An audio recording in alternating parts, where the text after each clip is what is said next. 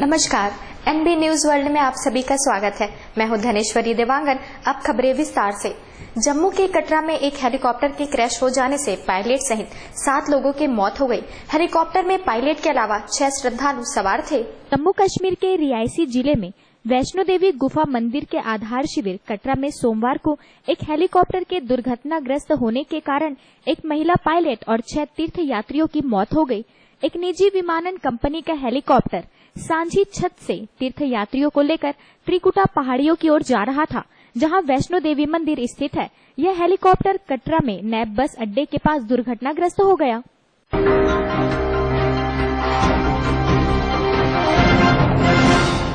दिल्ली के सीएम अरविंद केजरीवाल ने लालू को गले लगाने पर सफाई देते हुए कहा कि लालू ने मुझसे हाथ मिलाया और उसके बाद उन्होंने मुझे खींचकर गले लगा लिया। दिल्ली के मुख्यमंत्री अरविंद केजरीवाल आजकल आरजेडी अध्यक्ष लालू प्रसाद यादव से गले मिलने को लेकर चर्चा में हैं। दरअसल दिल्ली के अशोका रोड पर लगे बीजेपी के एक पोस्टर में लालू और केजरीवाल को गले मिलते दिखाया गया है और इसमें लिखा गया है कि अन्ना कल की बात है, अब लालू जी का साथ है। दरअसल पहले केजरीवाल जमकर भ्रष्टाचार को लेकर लालू प्रसाद यादव की आलोचना करते थे। इसे लेकर बीजेपी उन पर हमले बोल रही है। यह मामला नीतीश कुमार के शपथ ग्रहण समारोह का है, जब लालू यादव और अरविंद केजरीवाल गले मिलते दिखाई दिए। इसे लेकर अरविंद केजरीवाल ने पार्टी की राष्ट्रीय परिषद की बैठक में सफाई दी है। अरविंद केजरीवाल ने कहा है कि नीतीश कुमार की शपथ के दौरान लालू यादव ने उन्हें खींचकर गले लगाया था। वे अपनी इच्छा से उनके गले नहीं मिले थे।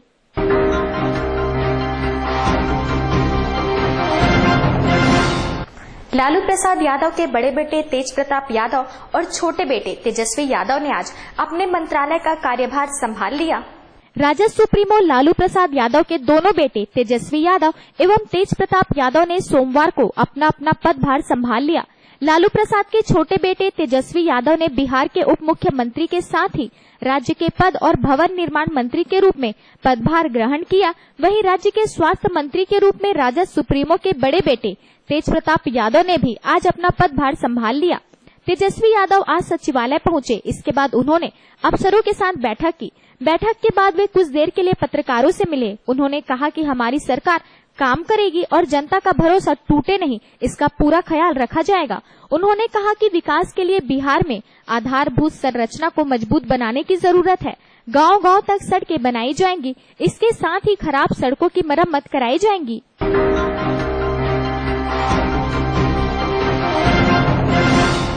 उत्तरी कश्मीर के कुपवाड़ा जिले में चल रहे अभियान के दौरान सुरक्षा बलों के साथ मुठभेड़ में सोमवार को 3 आतंकवादी मारे गए। कश्मीर में सोमवार को एक तरफ जहां पाकिस्तान की तरफ से सीमा पर हुई फायरिंग में एक जवान शहीद हो गया, वहीं उत्तरी कश्मीर के कुपवाड़ा जिले में चल रहे अभियान के दौरान सुरक्षा बलों के साथ मुठभेड़ में 3 आतंकी मारे गए। सेना के एक अधिकारी ने बताया कि मनीगाह के घने जंगलों में सुरक्षा बलों के साथ मुठभेड़ में 3 आतंकवादी मारे गए। भारी मात्रा में हथियारों से लैस आतंकवादियों के एक समूह की उपस्थिति के बारे में सूचना मिलने के बाद 13 नवंबर से ही सुरक्षा बलों ने नियंत्रण रेखा के नजदीक के जंगल में बड़े पैमाने पर तलाशी अभियान जारी रखा हुआ है। 17 नवंबर को आतंकवादियों और सुरक्षा बलों के बीच एक मुठभेड़ में 41 राष्ट्रीय राइफल के कमांडिंग अधिकारी कर्नल संतोष महादिक शहीद हो गए थे। जिले में रविवार को गोलीबारी में एक लेफ्टिनेंट कर्नल समेत 2 सैन्य कर्मी घायल हो गए थे।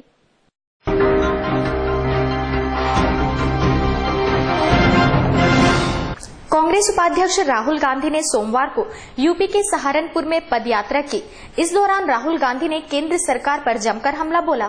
कांग्रेस उपाध्यक्ष राहुल गांधी ने आज यूपी के सहारनपुर में पदयात्रा की। राहुल गांधी ने सहारनपुर में 6 किलोमीटर लंबी पदयात्रा की। इस दौरान उन्होंने किसानों से मुलाकात की और कई गांवों में किसानों से सीधे रूबरू होकर उनकी समस्याएं सुनी। राहुल गांधी के साथ कांग्रेस के प्रदेश प्रभारी मधुसूदन मिस्त्री और प्रदेश अध्यक्ष निर्मल खत्री समेत कई नेता मौजूद रहे। सहारनपुर में पदयात्रा के दौरान राहुल ने केंद्र सरकार पर एक बार फिर जमकर हमला बोला है। राहुल ने प्रधानमंत्री नरेंद्र मोदी पर हमला बोलते हुए कहा है कि मोदी जी ने कहा था मैं हिंदुस्तान को बदल दूंगा। उनका नारा था अच्छे दिन आएंगे। मोदी जी कभी लंदन जाते हैं तो कभी मलेशिया अमेरिका जाते हैं। जब हम आज कहते हैं कि अच्छे दिन आएंगे तो लोग हंसते हैं। पूरा हिंदुस्तान हंसता है और दुनिया का सबसे बड़ा रोजगार प्रोग्राम मनरेगा हमला है। जब मोदी जी जहाज से इंग्लैंड जा रहे हैं, राहुल गांधी आपके बीच आया है।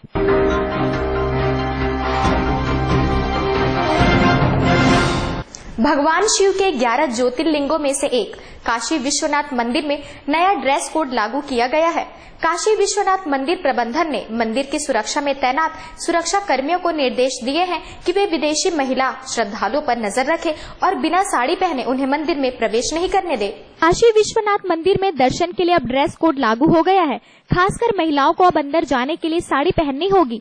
अगर कोई महिला वेस्टर्न ड्रेस में मंदिर में दर्शन के लिए आती है तो उसे चेंजिंग रूम में जाकर उस ड्रेस के ऊपर से साड़ी पहननी होगी। इसके बाद ही वह दर्शन कर सकेंगी। मंदिर में किसी भी लड़के की हाफ पैंट, कैपरी या मिनी स्कर्ट पहनकर अंदर जाने पर पूरी तरह प्रतिबंध लगा दिया गया है। पिछले कई दिनों से मंदिर में प्रवेश कर रहे सैलानियों के कपड़े पर स्थानीय संगठनों ने आपत्ति जताते हुए कहा कि इस तरह के कपड़े के साथ मंदिर में प्रवेश करना गलत है, इस पर रोक लगाई जानी चाहिए। स्थानीय संगठनों की इस मांग पर गौर करते हुए कमिश्नर नितिन रमेश गोकर्ण ने भी मंदिर परिसर का जायजा लिया और उन संगठनों की मांग को जायज ठहराते हुए इस मांग को रजामंदी दे दी।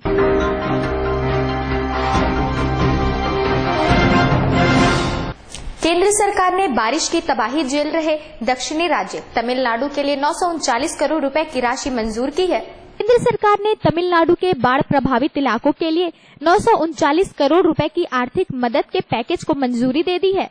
इससे पहले राज्य की मुख्यमंत्री जयललिता ने केंद्र सरकार से राज्य के लिए 2000 करोड़ रुपए की आर्थिक मदद की मांग की थी ताकि राज्य में तत्काल राहत और बचाव कार्य में तेजी लाई जा सके। आपको बता दें कि पिछले 2 हफ्ते से लगातार हो रही बारिश से राज्य में जनजीवन पूरी तरह चरमरा गया है। लोगों के घरों में कई फीट तक पानी जमा हो गया है, जिससे लोगों को खासी परेशानियों का सामना करना पड़ रहा है।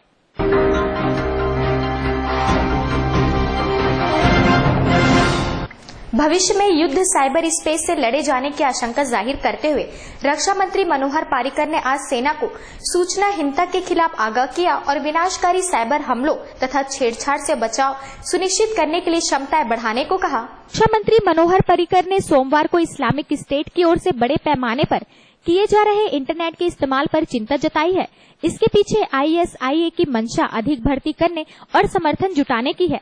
हमें साइबर हमलों के खिलाफ सुरक्षा के लिए अपनी क्षमताओं को बढ़ाना होगा। ISIS अपने भर्ती अभियान के लिए इंटरनेट का इस्तेमाल कर रहा है। ऐसे में हमें साइबर ताकत बढ़ानी होगी। भविष्य में युद्ध साइबर स्पेस से लड़े जाने की आशंका जाहिर करते हुए रक्षा मंत्री मनोहर पर्रिकर ने आज सेना को सूचनाहीनता के खिलाफ आगाह किया और विनाशकारी साइबर हमलों तथा छेड़छाड़ से बचाव सुनिश्चित करने के लिए क्षमताएं बढ़ाने को कहा। पर्रिकर ने आतंकी संगठन ISIS का उदाहरण देते हुए कहा कि यह संगठन अपने इरादों को आगे बढ़ाने के लिए इंटरनेट प्रौद्योगिकी का बेहतर उपयोग करने वालों में से एक है।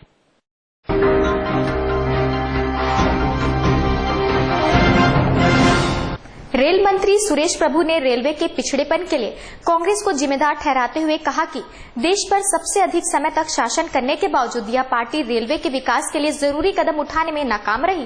रेल मंत्री सुरेश प्रभु ने भारतीय रेल के पिछड़ेपन के लिए कांग्रेस को जिम्मेदार ठहराते हुए कहा कि देश में सबसे अधिक समय तक राज करने के बावजूद कांग्रेस रेलवे के विकास के लिए जरूरी कदम उठाने में असफल रही। बलिया छपरा रेलखंड के दोहरीकरण कार्य के उद्घाटन के अवसर पर प्रभु ने कहा कि कांग्रेस की सरकारों ने रेलवे में जरूरत के लिहाज से निवेश नहीं किया। मोदी सरकार को कांग्रेस से विरासत में आर्थिक कंगाली मिली, मगर उसने अपने पहले ही बजट में रेल में सुधार और विकास के क्रांतिकारी कदम उठाए। उन्होंने दावा किया है कि इसके सार्थक नतीजे सामने आए हैं। रेल बजट में जब हमने रेलवे में 8.5 लाख करोड़ निवेश की बात कही तो विरोधी दलों ने खिल्ली उड़ाई, मगर हमने बजट के 8 दिनों के भीतर ही 1.5 करोड़ निवेश का प्रबंध कर लिया।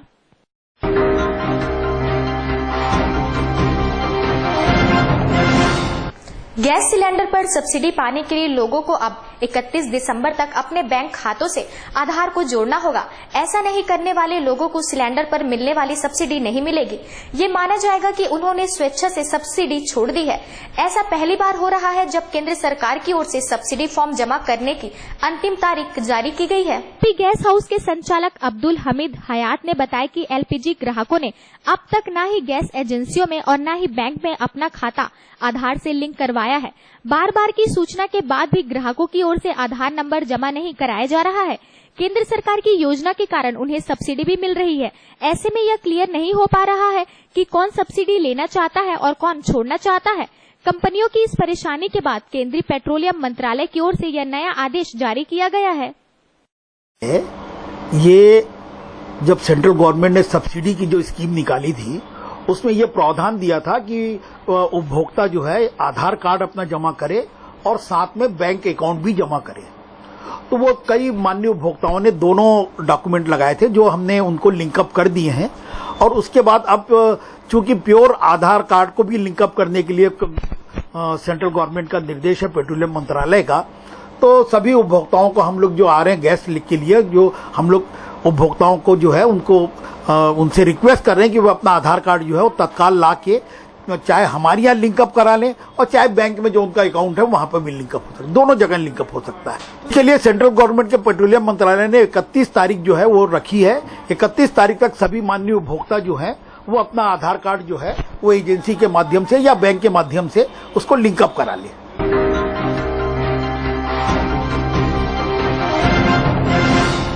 छत्तीसगढ़ के सबसे बड़े सरकारी अस्पताल डॉक्टर भीमराव अंबेडकर अस्पताल में बच्चों के दिल के छेद अब ऑपरेशन के बगैर ही बंद किए जाएंगे। इसके लिए पीजीआई चंडीगढ़ के विशेषज्ञ डॉक्टरों की मदद ली जाएगी। अंबेडकर अस्पताल प्रबंधन ने पीजीआई चंडीगढ़ से अनुबंध कर लिया है। अस्पताल की कैथ लैब यूनिट में नए साल में जनवरी से ही बच्चों के हार्ट का इलाज शुरू किया जाएगा। सभी पीजीआई चंडीगढ़ के हार्ट विशेषज्ञ डॉक्टर मनोज कुमार रोहित बच्चों के हार्ट का छेद बिना ऑपरेशन के बंद करेंगे। छेद को एक विशेष बटन से बंद किया जाएगा। अब तक अस्पताल में ओपन सर्जरी से बच्चों के दिल के सुराख बंद किए जाते रहे हैं। उस तकनीक में ज्यादा खतरा होता है, खून भी काफी मात्रा में बह जाता है। कई बार बच्चों की स्थिति भी गंभीर हो जाती है। हार्ट के नीचे व ऊपर हिस्से में छेद होता है, इससे बच्चे बार बार बेहोश होते हैं। उनका स्वास्थ्य भी बार बार बिगड़ता है। इस सर्जरी के बेहतर रिजल्ट सामने आने के बाद अंबेडकर अस्पताल में शुरू करने का फैसला किया गया है।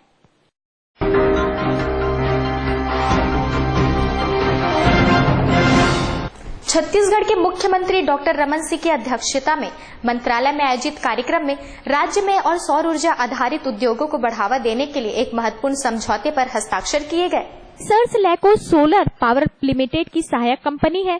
इस एमओयू के अनुसार लैको इंफ्राटेक लिमिटेड द्वारा छत्तीसगढ़ के राजनांदगांव जिले में 290 करोड़ रुपए का पूंजी निवेश कर 100 मेगावाट के सोलर सेल्स का उत्पादन किया जाएगा। इस उद्योग की स्थापना राजनांदगांव जिले में 250 एकड़ के रकबे में और सौर ऊर्जा उद्योग के लिए बनाया गए विशेष आर्थिक क्षेत्र में की जाएगी। एमओयू पर राज्य सरकार की ओर से वाणिज्य एवं उद्योग विभाग के सचिव सुबोध सिंह तथा निवेशक कंपनी की ओर से उनके अध्यक्ष राजकुमार राय ने हस्ताक्षर किए। इस मौके पर प्रमुख सचिव विवेक डांग, ऊर्जा विभाग और मुख्यमंत्री के प्रमुख सचिव अमन सिंह, उद्योग विभाग के संचालक कार्तिकेय गोयल, लैको इंफ्राटेक लिमिटेड के कार्यकारी चेयरमैन एल मुरलीधर राव तथा राज्य सरकार के संबंधित विभागों के वरिष्ठ अधिकारी उपस्थित रहे।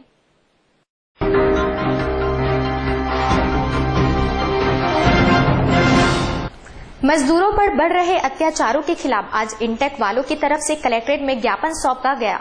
मत्स्य कल्याण बोर्ड के अध्यक्ष पर मजदूरों के साथ शोषण कर भुगतान न करने का आरोप लगाया गया है। मत्स्य कल्याण बोर्ड के अध्यक्ष बसंत तारक पर इंटेक के द्वारा ये आरोप लगाया गया है कि उनके क्षेत्र से जुड़े ठेकेदार में एक मजदूर का भुगतान नहीं किया गया है। इसके साथ ही मजदूर के साथ में मारपीट आदि भी की गई है। यूथ इंटेक ने मजदूरों पर हो रहे अत्याचार एवं भ्रष्ट आचरण वालों पर सख्त कार्यवाही करने की मांग की है। मछुआ कल्याण बोर्ड जो मत्स्य विभाग है उसके अध्यक्ष जो भारतीय जनता पार्टी वालों के अध्यक्ष हैं, उनको उस डिपार्टमेंट में बैठाया गया है कि इस संस्था में, उस विभाग में कोई भी किसी प्रकार की गड़बड़ी न हो और समाज के लोगों को और मत्स्य विभाग में किसी प्रकार की गड़बड़ी ना हो। लेकिन जब से वे मत्स्य विभाग में ये बसंत तारक जो बैठे हुए, तब से लगातार वहाँ भ्रष्टाचार, लगातार वहाँ के जो ठेकेदार हैं, जो मजदूर हैं, वो लगातार पीड़ित है, परेशान है। अभी पता चला, मुझे ज्ञात हुआ पिछले एक हफ्ते पहले कि एक हमारा साथी है जो छत्तीसगढ़ कर्मचारी ठेका कर्मचारी कांग्रेस के मजदूर है, और उन्होंने उनको पेटी कॉन्ट्रैक्ट में ठेका दिया। उन्होंने विकास के कार्य है करके उन्होंने 25 से 30 लाख अपनी जमीन और मकान गिरवी रखकर उस विकास के कार्य को हाथ बटाया, और उसका जो ठेके का जो पैसा होता है, जो रकम होती 30 से 35 लाख रुपए, वो उनके खाते पे बसंत तारक के खाते पे आया और उसने बसंत तारक ने उस पैसे को गबन कर दिया। कलेक्टर महोदय का आप लोगों ने ज्ञापन सौंपा, क्या कहना है? कलेक्टर महोदय का कहना है कि हम एक सप्ताह के अंदर हमें ऐसे इसके ऊपर कार्रवाई करेंगे और जांच के बाद जो होगा हम आपको बताएंगे।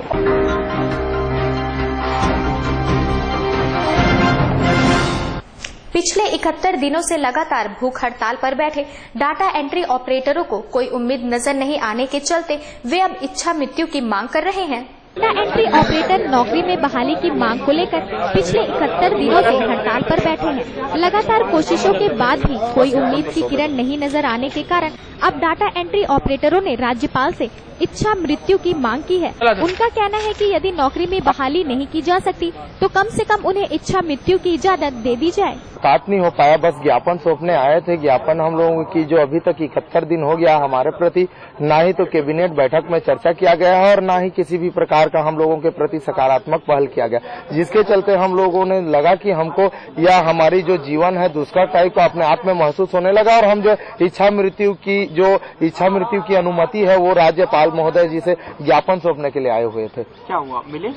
मुलाकात अभी तो नहीं हो पाई उनसे। हम बताया गया है कि उनके द्वारा निर्धारित समय दिया जाएगा, उस समय पे हम लोग हमारी ये जो प्रतिनिधि मंडल है आकर के यहाँ पर अवश्य अपनी चर्चाएं करेंगे और आज जो है ज्ञापन सौंपा गया है उसकी रिसीव्ड कॉपी दी गई है।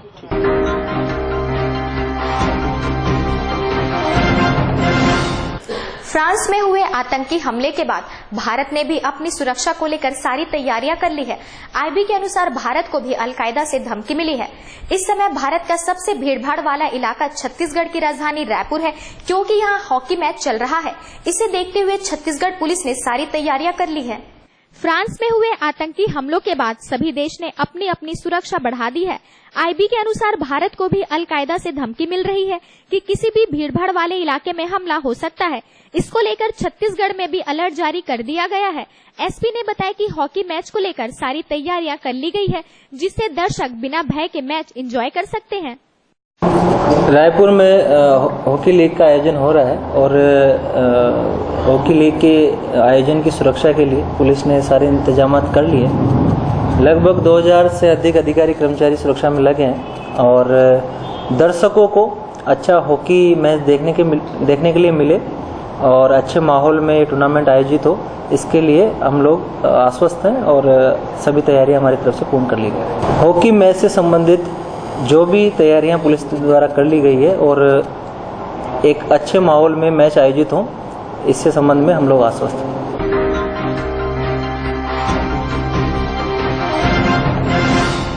मंत्री बृजमोहन अग्रवाल के द्वारा सरकारी जमीन पर कब्जा करने की बात को लेकर सामाजिक संगठन विरोध में आ गए हैं।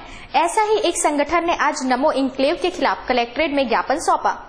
सड्डू के खसरा नंबर 93 के लंबे चौड़े सरकारी नालों को कब्जा कर नाले व नाली से सटे खसरा नंबर 66/1, 66/7, 67/3 और 67/5 के बिना रोड रास्ते के जमीन पर मंत्री बृजमोहन अग्रवाल और योगेश अग्रवाल के द्वारा प्रधानमंत्री नरेंद्र मोदी के नाम पर नमो इंक्लेव प्रोजेक्ट बनाया जा रहा है, जिसे लेकर विरोध शुरू हो गया है।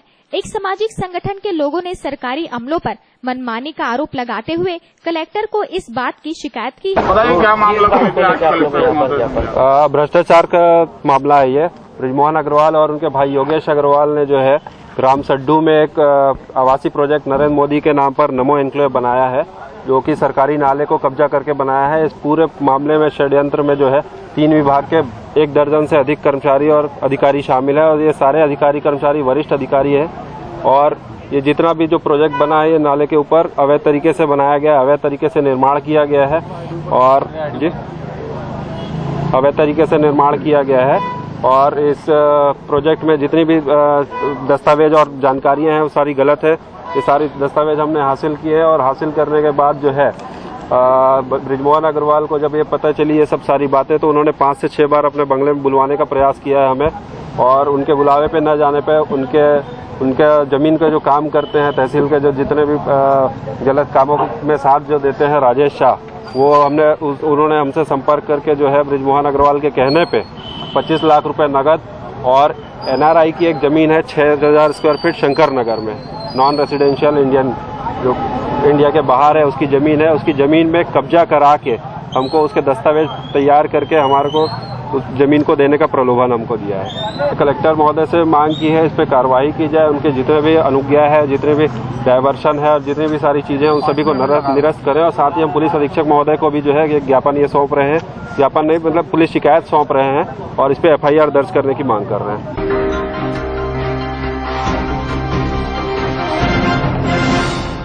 कॉमेडी किंग कपिल शर्मा ने मराठी अभिनेत्री दीपाली सयात के साथ दुर्व्यवहार के आरोपों का खंडन करते हुए खुद का बचाव किया है। कॉमेडी के किंग कपिल शर्मा जितने बेहतरीन कलाकार हैं, उतने ही ज्यादा वे विवादों में घिर जाते हैं। ऐसा ही एक विवाद हाल ही में सामने आया जब मराठी अभिनेत्री दीपाली सयात के साथ कपिल शर्मा की दुर्व्यवहार की खबर उड़ी। लेकिन कॉमेडी किंग कपिल शर्मा ने इस बात का खंडन करते हुए कहा कि मुझे यह नहीं पता कि ये खबरें कहां से आती है, ये वे ही लोग करते हैं जो मुझे पसंद नहीं करते। आपको बता दें कि कपिल अंतर्राष्ट्रीय फिल्म समारोह पुरस्कार 2015 की क्लोजिंग सेरेमनी में अपना नियंत्रण खो बैठे थे।